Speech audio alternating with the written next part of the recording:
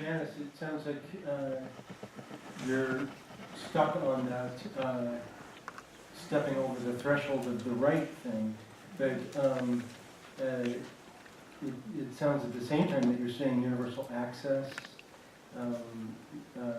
improved quality of care are all things that you would be aspirational. It's not even, and I realized just yesterday that it's not even aspirational. It's as a country, we have put our money where our mouth is.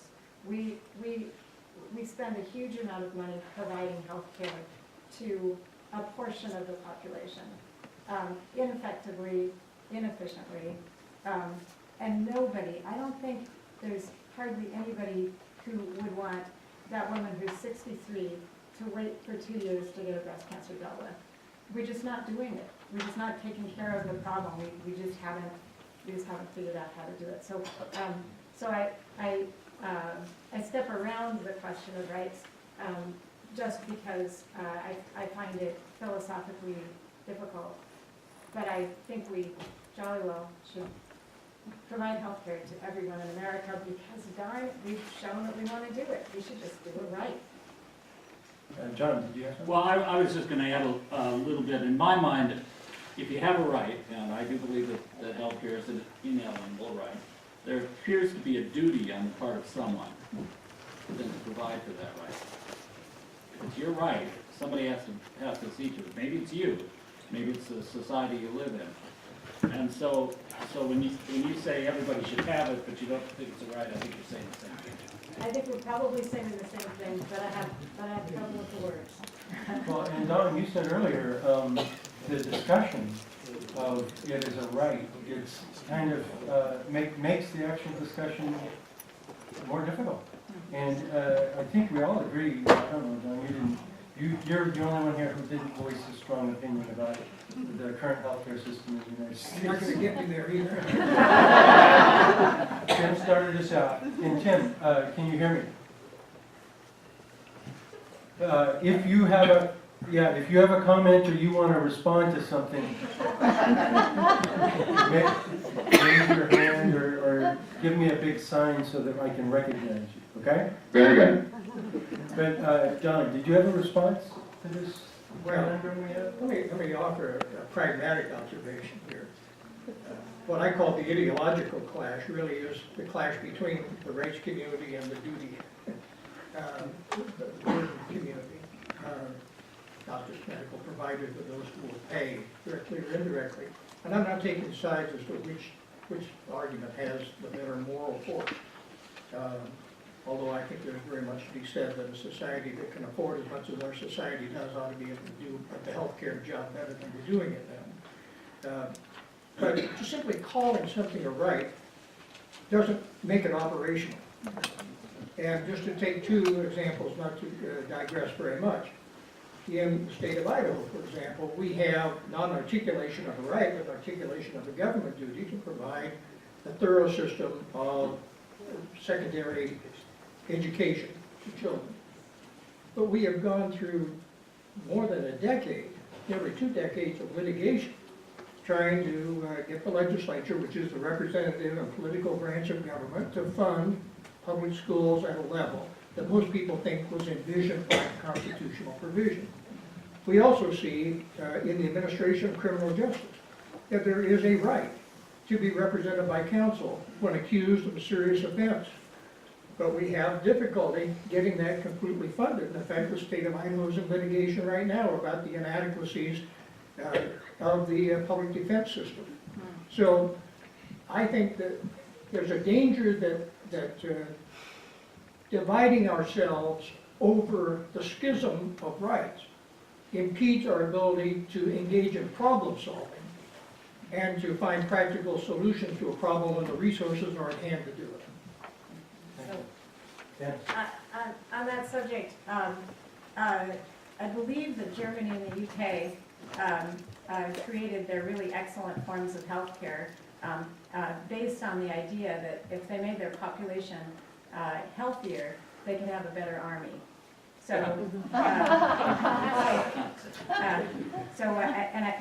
I think that you know, you can get people on board in a lot of different ways. And I think, you know, Tim made the excellent point that if the payer is going to feel the pinch when the system is inadequate, then the payer is going to do a better job.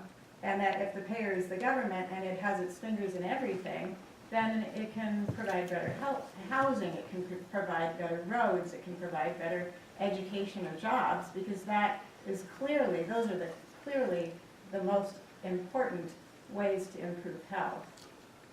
I'm going to paraphrase for Tim, but I think he said clearly, and I think this is very true, health is not purely a visit to the doctor or going to the hospital. You know, good food, good roads, good clean air, good water. When I was in Cuba, the director of the medical system was questioned, how did you get maternal mortality down so low so quickly?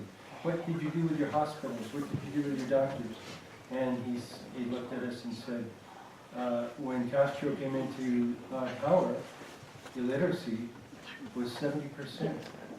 15 years later, illiteracy was 10%.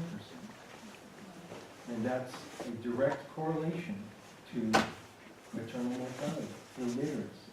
So it's a big picture. And thinking that a payer is going to encompass that big picture, a for-profit or not-for-profit insurance company, to motivate that sort of behavior, to have that global vision, I think is quite difficult. Can I jump in quick? Sure. Cool. Sorry, I think you gotta mute me so I can say this. It's like a backward game of telephone. Cool. So we kind of see a similar thing happening on the provider side, right?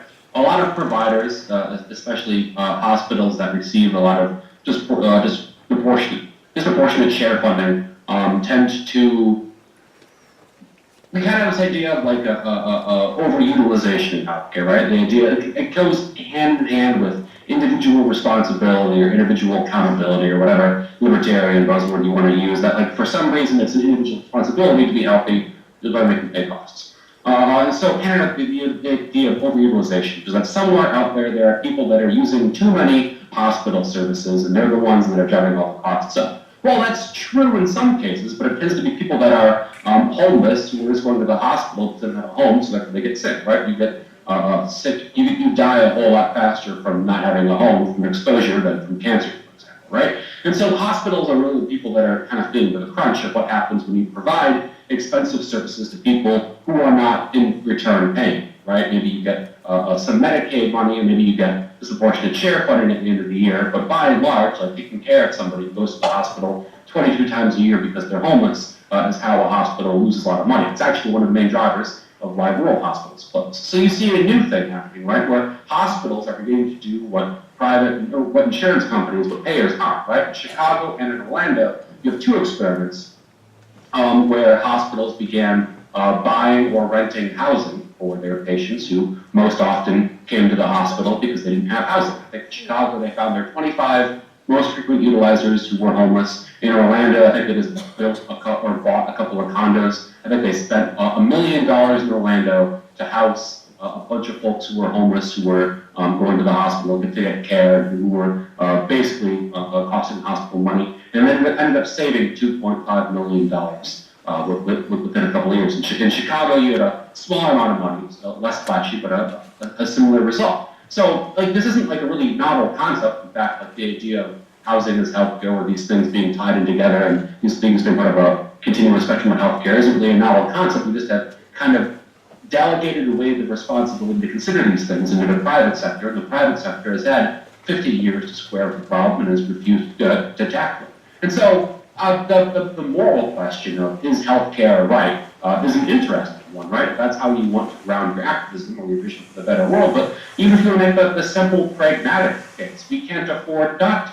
Our current structure of healthcare financing, one, is negatively regressive. It pulls 1.7% of income from poor people and gives it to rich people. And two, it's causing a bunch of, like, the simple structure of how we spread financing around costs us a lot more money because it refuses to address the upfront costs that prevent long-term costs. So regardless of whether you're doing this because you think it's a moral right, which I think it is, or because it's simply a smart policy, like a single-payer platform and the things which build to that and the things which build from that, I think are you look at the international models of health financing, and all the ones that don't have a single-payer program have a bunch of other intermediary programs. For example, in Germany, which has a multi-payer program, they've got a national, a federal price regulation body, and they have union representatives on all the corporate boards. They have enough similar things that increase the regulatory power of the state. I think that in the U.S., a single-payer model is the only sensible thing that gets us to a place where we're not hemorrhaging money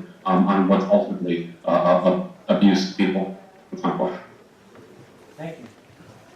I'm going to mute you back down so you don't get... So now you can hear us? Were there questions from the panel? We've been here about an hour. I don't want to keep you too late. It is a Friday night. Any questions? Here's a question. If others have questions, please hand them up, and we'll.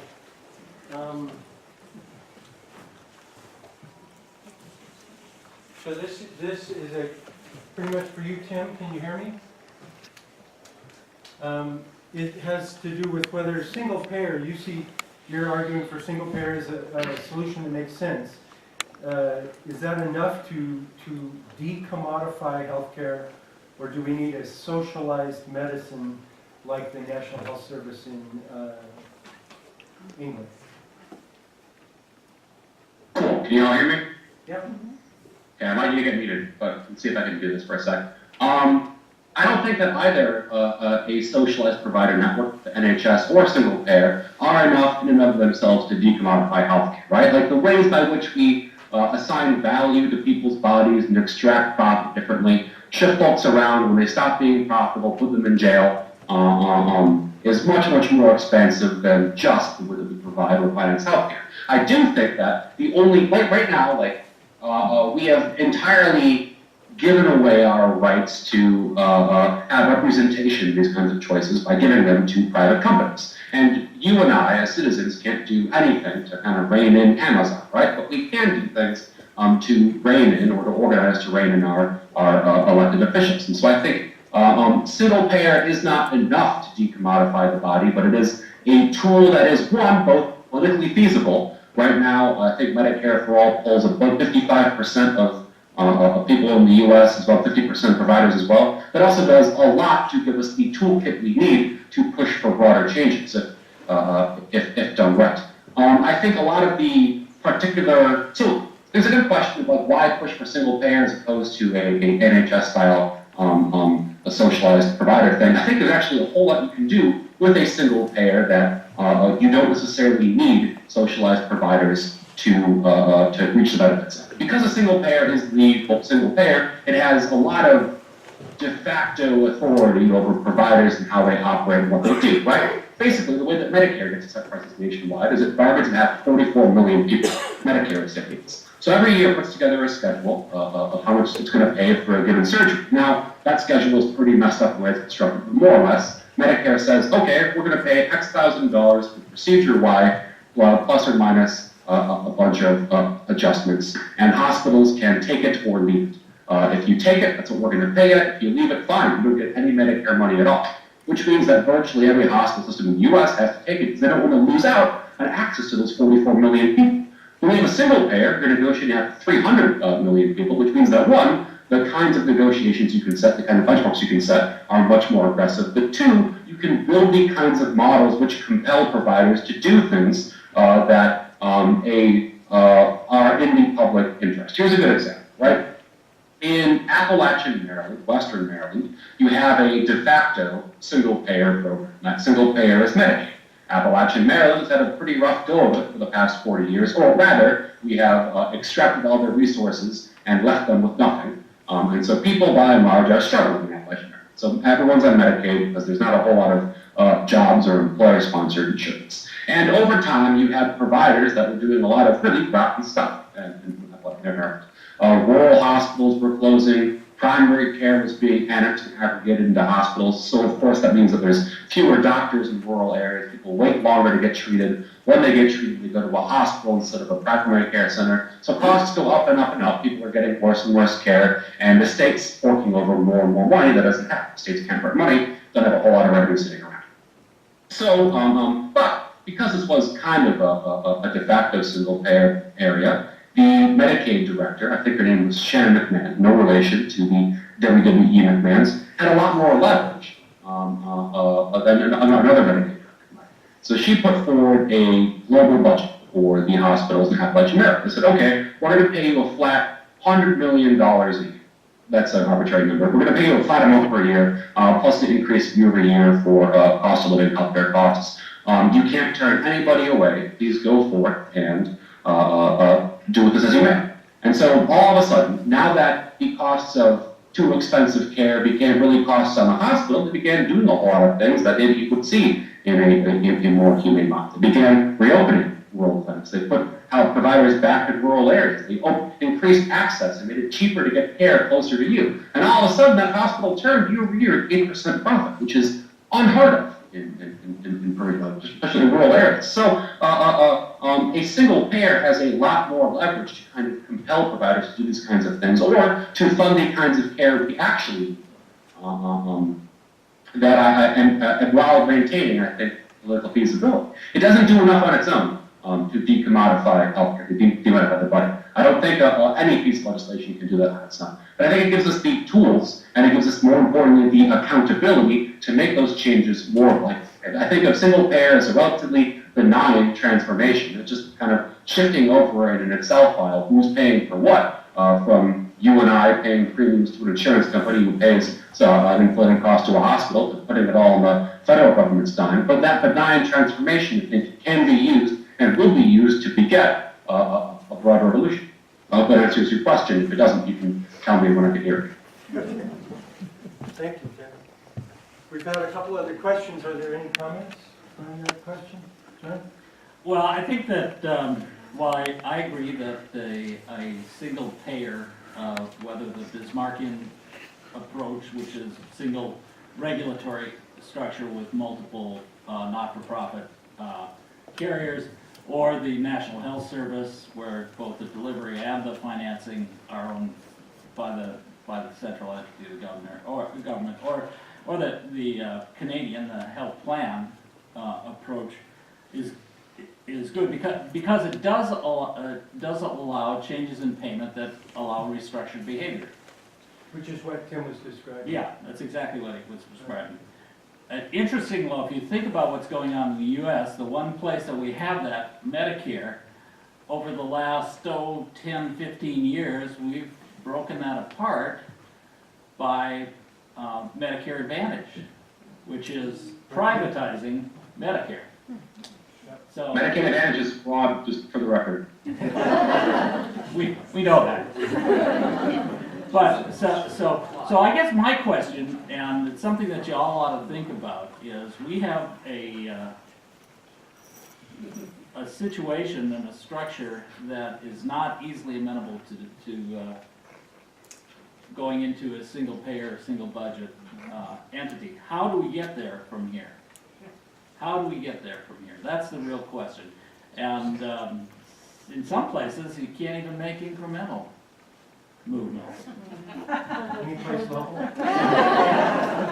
So one thought about how you get there is you don't get there all at once. It's healthcare in its broad state is 70% of our economy, and you can't make a huge difference and not put people out of work and just basically, I mean, you can screw a lot of stuff up. However, we had this opportunity at the time of Obamacare to have a competing federal insurance program. I believe some states have allowed people to buy into Medicaid.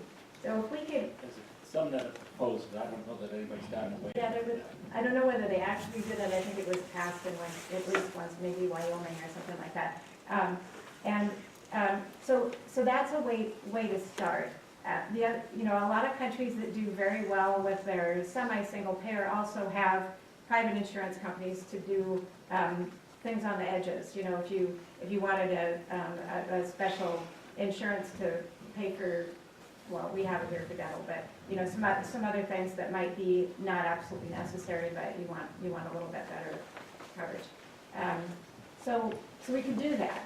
You know, I mean, the VA, when I was mentioning the things that mean where we're actually doing universal coverage, which is Medicare, Medicaid, the VA is also, the VA is basically a socialized service, it's socialized medicine.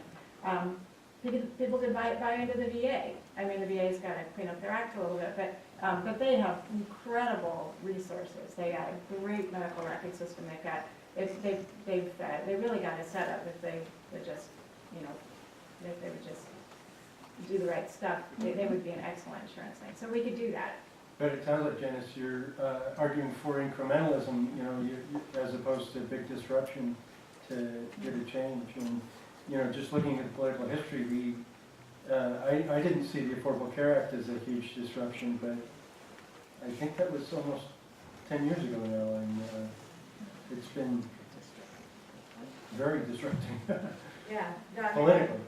Yeah, and I know that incrementalism will be disruptive, but it will be less disruptive. I don't think you can, one of the reasons I don't think you can sell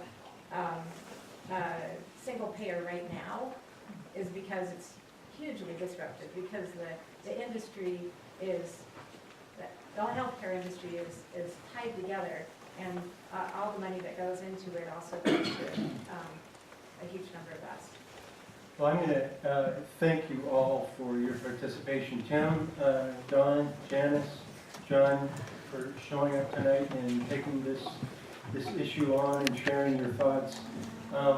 What I want to thank Tim for was his call to activism, because I believe actually the way that this will change is when people speak up and get to work. We elect people to represent us. They are often not always activist when they get into that position. They often, in my opinion, seem to head toward the middle, which I think that's normal. That was the design of our republic. But if we do need a change, I think we are the ones who have to be the change. So there's a effort right now in the state of Idaho to get an initiative on the ballot where it will take a lot of work, a lot of signatures, and then people can vote. The legislature, if you poll the Idaho legislature, it's probably 25% would support Medicaid expansion. If you poll the people in Idaho, it's around 75% of the people support Medicaid expansion. So look at that disconnect. And the way to get around that is through activism. Thank you all for coming tonight. Thank you for your attention.